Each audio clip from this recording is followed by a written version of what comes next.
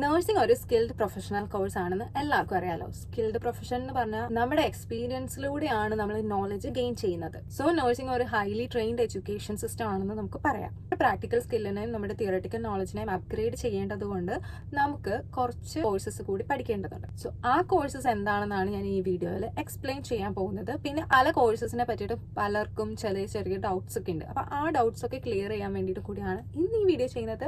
എന്റെ പേര് Aswathy Zakariya. Welcome to my YouTube channel. ചില ആളുകൾക്കുള്ള ഒരു ഡൗട്ടാണ്, പണ്ട് GNM നഴ്സിംഗ് എന്ന് പറയുന്നത് എല്ലായിടത്തും ആപ്ലിക്കബിൾ ആയിരുന്നു, എന്നാൽ ഇന്ന് അതിന് ഒരു റെസ്ട്രിക്ഷൻ വന്നിട്ടുണ്ട്. പലയിടത്തും BSc നഴ്സസിനെയാണ് എല്ലാവരും കൂടുതലായിട്ട് പ്രിഫർ ചെയ്യുന്നത്. അതുപോലെ തന്നെ ഇനി ഭാവിയിൽ ഈ BSc നഴ്സസിന് പകരം MSc നഴ്സസിനെ ആയിരിക്കും കൂടുതൽ പ്രിഫർ ചെയ്യാൻ പോകുന്നത് എന്നുള്ളൊരു ക്വസ്റ്റ്യൻ. ആദ്യം തന്നെ ഇതിനുള്ള ഡിഫറൻസ് ഞാൻ ഓൾറെഡി പല വീഡിയോസിലും പറഞ്ഞിട്ടുണ്ട്, ഒന്നും കൂടി ഞാൻ റിപ്പീറ്റ് ചെയ്യാൻ പോവാണ്. അതായത് GNM എന്ന് പറയുന്നത് ജനറൽ നഴ്സിംഗ് ആൻഡ് മിഡ്വൈഫറി നഴ്സിംഗിന്റെ ഡിപ്ലോമ കോഴ്സാണ് GNM എന്ന് പറയുന്നത്. പിന്നെ BSc എന്ന് പറയുമ്പോൾ അതിന്റെ ഡിഗ്രി കോഴ്സസ്, MSc എന്ന് പറയുമ്പോൾ അതിന്റെ മാസ്റ്റേഴ്സ് ആയിട്ടുള്ള ഒരു ഡിഗ്രി കോഴ്സാണ് വരുന്നത്. മറ്റു പല കോഴ്സസിനെ പോലെ തന്നെ ഡിപ്ലോമേനേക്കാളും കൂടുതൽ ആളുകൾ എപ്പോഴും ഡിഗ്രി ഉള്ളവരെയാണ് പ്രിഫർ ചെയ്യുന്നത്. അതുപോലെ തന്നെയാണ് നഴ്സിംഗിന്റെ കാര്യത്തിലും വരുന്നത്. അത് പരിഹരിക്കാൻ വേണ്ടിയിട്ട് നമുക്കൊരു ബ്രിഡ്ജ് കോഴ്സസും വരുന്നുണ്ട്. ഡിപ്ലോമ ഡിഗ്രിയിലേക്ക് കൊണ്ടുപോകുന്ന ബ്രിഡ്ജ് കോഴ്സസ്, അതിലൊന്നാണ് പോസ്റ്റ് BSc എന്ന് പറയുന്നത്. സോ ആ പോസ്റ്റ് BScയിലൂടെ നിങ്ങൾക്ക് ഡിഗ്രി കോഴ്സസിനെ പോലെ തന്നെ ഉള്ള ഒരു തത്തുല്യമായ ഒരു ഡിഗ്രിയാണ് കിട്ടുന്നത്. അപ്പൊ അതിൽ ഡിഫറൻസസ് ഒന്നും വരുന്നില്ല. ചിലർക്ക് നഴ്സിംഗ് പഠിച്ചിറങ്ങിയിട്ട് നമ്മുടെ പ്രാക്ടിക്കൽ എക്സ്പീരിയൻസ് കണ്ടിട്ട് തന്നെ അവർക്ക് ഹോസ്പിറ്റലിൽ വർക്ക് ചെയ്യുന്നതിനെ പറ്റിയിട്ട് വലിയ താല്പര്യം ഉണ്ടാവില്ല.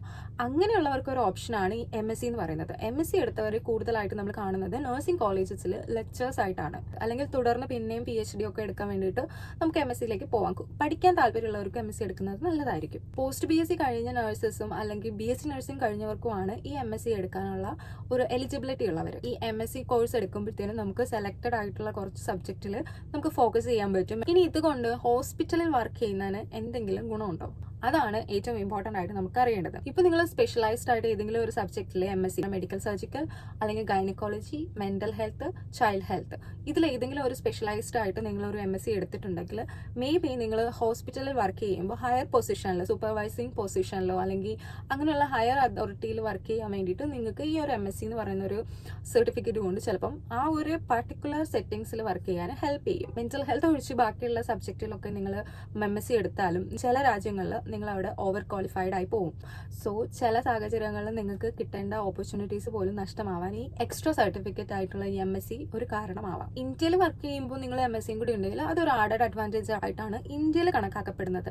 കാരണം നിങ്ങൾക്ക് MScയും കൂടി ഉള്ളപ്പോൾ നിങ്ങൾക്ക് ചിലപ്പോൾ ഒരു ചെറിയ എമൗണ്ട് സാലറി കൂടുതൽ കിട്ടാം. ഇത് എല്ലായിടത്തും കിട്ടണമെന്നില്ല, അത് ഹോസ്പിറ്റലിന്റെ ഒരു ഇതനുസരിച്ചിട്ടിരിക്കും. നിങ്ങൾ ഏതിലാണോ സ്പെഷ്യലൈസ് ആയിട്ട് MSc ചെയ്തിരിക്കുന്നത് ആ ഒരു ഡിപ്പാർട്ട്മെന്റിൽ നിങ്ങൾക്ക് ജോലി കിട്ടാനും അത് ഹെൽപ്പ് ചെയ്യും. പുറത്തുള്ള രാജ്യങ്ങളിലൊക്കെ നമുക്കൊരു പർട്ടിക്കുലർ എലിജിബിലിറ്റി അവിടെ അവർ പറയുന്നുണ്ട്. ആ എലിജിബിലിറ്റിയിൽ ഡിഗ്രി കോഴ്സ് ആണ് അവർ ആവശ്യപ്പെടുന്നതെങ്കിൽ നിങ്ങളിപ്പോൾ ഓവർ ക്വാളിഫൈഡ് ആയിട്ട് അവർ നിങ്ങളെ റിജക്ട് ചെയ്യും. ഫോർ എക്സാമ്പിൾ പറയുകയാണെങ്കിൽ ഇപ്പോൾ ദുബായിലേക്ക് ഏതെങ്കിലും ഒരു ഹോസ്പിറ്റലിന്റെ വേക്കൻസി അഡ്വർടൈസ്മെന്റ് വരികയാണ്. അതിനകത്ത് അവർ പറഞ്ഞിരിക്കുന്നത് 2 years എക്സ്പീരിയൻസ് BSc നഴ്സ് അല്ലെങ്കിൽ പോസ്റ്റ് BSc നഴ്സിനെയാണ് അവർ ആവശ്യപ്പെടുന്നത്. നിങ്ങൾക്ക് എക്സ്പീരിയൻസ് 2 years ആണ് ഉള്ളത്, ബട്ട് നിങ്ങൾ MSc നഴ്സിംഗും കൂടി ഉണ്ട്. അപ്പം നിങ്ങൾ അവിടെ ഓവർ ക്വാളിഫൈഡ് ആയിട്ട് അവർ നിങ്ങളെ റിജക്ട് ചെയ്യാം. നമുക്ക് നമ്മുടെ കാര്യത്തിലേക്ക് കടക്കാം. അതായത് നഴ്സിംഗിനൊപ്പം നിങ്ങൾ പഠിക്കേണ്ട മറ്റ് കോഴ്സസ് എന്താണ്? 2-3 ദിവസങ്ങൾ കൊണ്ട് തന്നെ നിങ്ങൾക്ക് പഠിക്കാൻ പറ്റുന്ന എന്നാൽ നല്ല വാല്യൂ ഉള്ള നഴ്സിംഗിനോടൊപ്പം എപ്പോഴും സർട്ടിഫിക്കേഷനിൽ ചേർത്ത് വെക്കാൻ പറ്റുന്ന കോഴ്സസ് ആണ് BLS, ACLS, PALS അങ്ങനെ വരുന്ന കോഴ്സസ് ഒക്കെ. BLS എന്ന് പറഞ്ഞു കഴിഞ്ഞാൽ ബേസിക് ലൈഫ് സപ്പോർട്ട് എന്ന് പറയും. ACLS എന്ന് പറഞ്ഞു കഴിഞ്ഞാൽ advanced cardiac life support. PALS എന്ന് പറയുന്നത് paediatric advanced cardiac life support. പിന്നെ NRP എന്ന് പറയുന്ന ഒരു പ്രോഗ്രാം ഉണ്ട്, അത് നിയോനേറ്റൽ റെസിസ്റ്റേഷൻ പ്രോഗ്രാം എന്നാണ് പറയുന്നത്. അങ്ങനെ കുറച്ചൊരു മൾട്ടിപ്പിൾ എന്താ പറയുക സർട്ടിഫിക്കേഷൻ കോഴ്സസ് ഉണ്ട്. ഈ കോഴ്സസ് എന്ന് പറയുന്നത് സർട്ടിഫൈഡ് പ്രാക്ടിക്കൽ എഡ്യൂക്കേഷൻ പ്രോഗ്രാംസ് ആണ്. ഇത് മെയിൻ ആയിട്ട് സ്പോൺസർ ചെയ്തിരിക്കുന്നത് അമേരിക്കൻ ഹാർട്ട് അസോസിയേഷൻ ആണ്.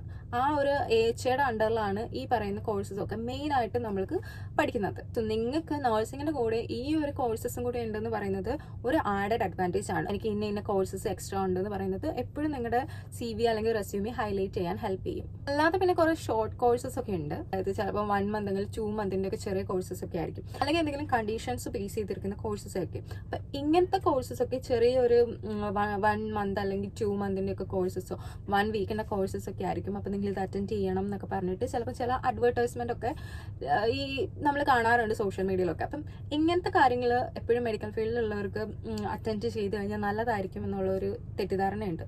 കോഴ്സ് അറ്റൻഡ് ചെയ്യുന്നതുകൊണ്ട് ചിലപ്പോൾ നിങ്ങൾക്ക് അതിനെ പറ്റിയിട്ടുള്ള ഒരു ഇൻഫോർമേഷൻ കിട്ടും, അതൊരു നല്ലൊരു ഐഡിയ ആണ്. അല്ലാതെ ആ ഒരു സർട്ടിഫിക്കറ്റ് കൊണ്ട് നിങ്ങൾക്ക് ഭാവിയിൽ ഗുണം ഉണ്ടോ എന്ന് ചോദിച്ചു കഴിഞ്ഞാൽ അതിന് പ്രത്യേകിച്ച് ഗുണമൊന്നും ഉണ്ടാവില്ല. പിന്നെ ഈ പറഞ്ഞ പോലെ തന്നെ പാലിയേറ്റീവ് കെയർ, ഇന്ന കെയർ എന്നൊക്കെ പറഞ്ഞിട്ടുള്ള കെയേഴ്സിനൊക്കെ നിങ്ങൾക്ക് ഈ ഒരു സർട്ടിഫിക്കറ്റ് ഉണ്ടെങ്കിൽ അവിടെ നിങ്ങൾക്ക് ഹെൽപ്പ് ഉണ്ടാവും. ഫ്യൂച്ചറിൽ പാലിയേറ്റീവ് കെയറിൽ വർക്ക് ചെയ്യാൻ പോവുകയാണെങ്കിൽ ഇപ്പോൾ നിങ്ങൾ ചെയ്തിരിക്കുന്ന ഈ ഒരു ചെറിയ കോഴ്സിൻ്റെ സർട്ടിഫിക്കറ്റ് കൊണ്ട് നിങ്ങൾക്ക് അവിടെ ഹെൽപ്പാണ്. നിങ്ങൾക്ക് പറയാം നിങ്ങൾ ഈ ഒരു ഷോർട്ട് ടേം കോഴ്സ് ചെയ്തിട്ടുണ്ട്, അതിൻ്റെ സർട്ടിഫിക്കറ്റ് നിങ്ങൾക്ക് ഉണ്ടെന്ന് പറയുമ്പോൾ അത് നിങ്ങൾക്കൊരു ആഡഡ് അഡ്വാൻറ്റേജ് ആണ്. ആ ഒരു സെയിം നിങ്ങൾ എടുക്കുന്ന കോഴ്സ് റിലേറ്റഡ് ആയിട്ട് നിങ്ങൾ ആ ഒരു ഡിപ്പാർട്ട്മെന്റിൽ വർക്ക് ചെയ്യുകയാണെങ്കിൽ മാത്രം. നിങ്ങളിപ്പോൾ ഒരു സ്പെഷ്യലൈസ്ഡ് ഏരിയയിലേക്കാണ് വർക്ക് ചെയ്യുന്നത്, ഇപ്പം ICUയിൽ അല്ലെങ്കിൽ OTയിലൊക്കെ വർക്ക് ചെയ്യുന്നവർക്ക് പാലിയേറ്റീവ് കെയറിൻ്റെ ഒരു കോഴ്സ് സർട്ടിഫിക്കറ്റ് ഉണ്ടെങ്കിൽ അതിന് നിങ്ങൾക്ക് പ്രത്യേകിച്ച് അത് ശരിക്കും പറഞ്ഞാൽ യൂസ്ലെസ് ആണ്. അതുകൊണ്ട് നിങ്ങൾക്ക് പ്രത്യേകിച്ച് ഗുണമൊന്നും ഉണ്ടാവാൻ പോകുന്നില്ല. കാരണം നിങ്ങളുടെ സ്പെഷ്യലൈസേഷനും നിങ്ങളുടെ ഈ കോഴ്സ് സർട്ടിഫിക്കറ്റും തമ്മിൽ നല്ല ഡിഫറൻസസ് ഉണ്ട്. സോ ഇങ്ങനെയുള്ള ചെറിയ കോഴ്സസ് ഒക്കെ നിങ്ങൾക്ക് അടുത്ത് എവിടെയെങ്കിലുമൊക്കെ നടക്കുന്നുണ്ട്, നിങ്ങൾക്ക് അറ്റൻഡ് ചെയ്യണമെന്ന് ഒരു ഡൗട്ട് തോന്നുകയാണെങ്കിൽ നിങ്ങൾ ചിന്തിക്കുക ആ കോഴ്സ് എടുത്തതുകൊണ്ട് നിങ്ങൾക്ക് എന്തെങ്കിലും ഗുണമുണ്ടോ എന്ന്. അങ്ങനെ ഉണ്ടെങ്കിൽ നിങ്ങൾക്ക് അറ്റൻഡ് ചെയ്യാം, ആ സർട്ടിഫിക്കറ്റ് ചിലപ്പോൾ നിങ്ങളെ ഹെൽപ്പ് ചെയ്യും. അല്ലാത്ത പക്ഷം നിങ്ങൾക്ക് ആവശ്യമില്ലാത്ത ഒരു കാര്യം നിങ്ങൾ അറ്റൻഡ് ചെയ്തിട്ട് വലിയ ഗുണമൊന്നും ഉണ്ടാവാൻ പോകുന്നില്ല. ഇനി മറ്റൊരു ഡൗട്ടാണ്, എങ്ങനെയാണ് നമ്മളൊരു ഹോസ്പിറ്റലിലെ സ്പെഷ്യലൈസ്ഡ് ഏരിയയിൽ വർക്ക് ചെയ്യാൻ, അതിനെന്താണ് ചെയ്യേണ്ടത്? അങ്ങനെ ചോദിച്ചു കഴിഞ്ഞാൽ ഇപ്പം നമുക്ക് കുറേ കോഴ്സസ് ഒക്കെ അവൈലബിൾ ആയിട്ടുണ്ട്. കുറേ യൂണിവേഴ്സിറ്റിയുടെ ഒക്കെ, അതായത് ഓതറൈസ്ഡ് ആയിട്ടുള്ള ചില യൂണിവേഴ്സിറ്റിയുടെ ഒക്കെ കോഴ്സസ്, ബ്രിഡ്ജസ് കോഴ്സസ് അവൈലബിൾ ആണ്. അപ്പോൾ അതൊക്കെ അറ്റൻഡ് ചെയ്യുകയാണെങ്കിൽ നിങ്ങൾക്ക് സ്പെഷ്യലൈസ്ഡ് ഏരിയയിൽ വർക്ക് ചെയ്യാനായിട്ട് ആ ഒരു കോഴ്സസ് ഒക്കെ മതിയായിരിക്കും. അല്ലാത്ത പക്ഷം നിങ്ങൾക്ക് ഇപ്പോൾ ഒരു ഫ്രഷർ ആണെങ്കിൽ നിങ്ങൾ എവിടെയാണോ ഫസ്റ്റ് നിങ്ങൾ അസൈൻ ചെയ്യുന്നത് അതായിരിക്കും നിങ്ങളുടെ ഫ്യൂച്ചറിലുള്ള ഒരു സ്പെഷ്യലൈസ്ഡ് ഏരിയ എന്ന് പറയുന്നത്. ഞാൻ കോളേജ് കഴിഞ്ഞ് ആദ്യമായിട്ട് ഒരു ഹോസ്പിറ്റലിൽ വർക്ക് ചെയ്യാൻ പോയിട്ടുണ്ടായിരുന്നില്ലേ, അപ്പം അവിടെ ഒരു ഇന്റർവ്യൂവിൽ എന്നെ സെലക്ട് ചെയ്തിട്ട് എന്നെ നേരെ കൊണ്ടുപോയത് ICU ഡിപ്പാർട്ട്മെന്റിലേക്കാണ്. അപ്പം എന്നെ അവർ സെലക്ട് ചെയ്തതും ICU ഡിപ്പാർട്ട്മെന്റിലേക്കാണ്. അതുകൊണ്ട് തന്നെ എൻ്റെ ഈ ഒരു കരിയർ സ്റ്റാർട്ട് ചെയ്ത ആ സെയിം ഡിപ്പാർട്ട്മെന്റ് തന്നെയാണ് ഞാനിപ്പോൾ കണ്ടിന്യൂ ചെയ്യുന്നത്. അതുകൊണ്ട് തന്നെ നമുക്ക് എന്താണെന്ന് വെച്ചാൽ പുറത്തേക്കൊക്കെ നോക്കുമ്പോൾ ICU ഡിപ്പാർട്ട്മെന്റിലേക്കുള്ള സ്റ്റാഫിനുള്ള വേക്കൻസി കാണുമ്പോൾ എനിക്ക് അപ്ലൈ ചെയ്യാം. കാരണം എനിക്ക് ആ എക്സ്പീരിയൻസ് ഉണ്ട്. കാരണം ഞാൻ ആദ്യം പറഞ്ഞതുപോലെ തന്നെ നമ്മുടെ ഒരു സ്കിൽഡ് പ്രൊഫഷനാണ്, ഓൾവേസ് അത് എക്സ്പീരിയൻസ് ഓറിയന്റഡ് ആയിരിക്കും.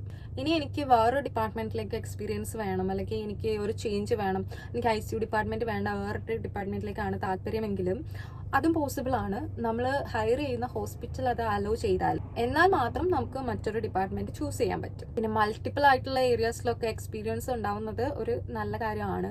അതാവുമ്പോൾ നമുക്ക് പുറത്തേക്കൊക്കെ നോക്കുമ്പോൾ ഏത് വേക്കൻസി വന്നാലും നമുക്ക് അപ്ലൈ ചെയ്യാനുള്ള എലിജിബിലിറ്റി ഉണ്ട്. 5 വർഷത്തെ എക്സ്പീരിയൻസ് ഉണ്ട്, ഈ 5 വർഷവും 5 ഡിപ്പാർട്ട്മെന്റിൽ വർക്ക് ചെയ്തവരൊക്കെ ഉണ്ട്, എനിക്കറിയുന്നവരൊക്കെ ഉണ്ട്. അപ്പം അങ്ങനെയുള്ളവർക്കാണെങ്കിൽ കുറച്ചും കൂടി ഓപ്പർച്യൂണിറ്റി കൂടുതലായിരിക്കും. അങ്ങനെയുള്ളവർക്ക് ഏത് ഡിപ്പാർട്ട്മെന്റിലേക്ക് വേക്കൻസി വന്നാലും അവർക്ക് അങ്ങോട്ടേക്ക് പോകാനുള്ളൊരു ഓപ്പർച്യൂണിറ്റി കിട്ടും. ഇതൊക്കെയാണ് നമുക്ക് സ്പെഷ്യലായിട്ട് പറയാനുള്ളത്. പിന്നെ ഇത് ഞാൻ കുറച്ച് ഡീറ്റെയിൽ ആക്കുന്നില്ല, ഞാൻ ഷോർട്ട് ആക്കിയിട്ടാണ് പറഞ്ഞിരിക്കുന്നത്. നിങ്ങൾക്ക് ഒരു ഐഡിയ കിട്ടാൻ വേണ്ടിയിട്ട് എന്തൊക്കെയാണ് നഴ്സിംഗ് കഴിഞ്ഞ് പഠിക്കേണ്ടത് എന്നുള്ളതിനെ പറ്റിയിട്ട് നിങ്ങൾക്ക് ഒരു ചെറിയ ഐഡിയ കിട്ടുമെന്നും വിചാരിക്കുന്നു. വീഡിയോ ഇഷ്ടപ്പെട്ടാൽ ലൈക്ക് ചെയ്യുക, ഷെയർ ചെയ്യുക, എന്തെങ്കിലും ഡൗട്ട്സ് ഉണ്ടെങ്കിൽ കമൻറ്റ് ചെയ്യുക. അപ്പോൾ സബ്സ്ക്രൈബ് ചെയ്യുന്ന കാര്യം കൂടി ഒന്ന് പരിഗണിക്കുക. അത്രേ ഉള്ളൂ. Bye bye.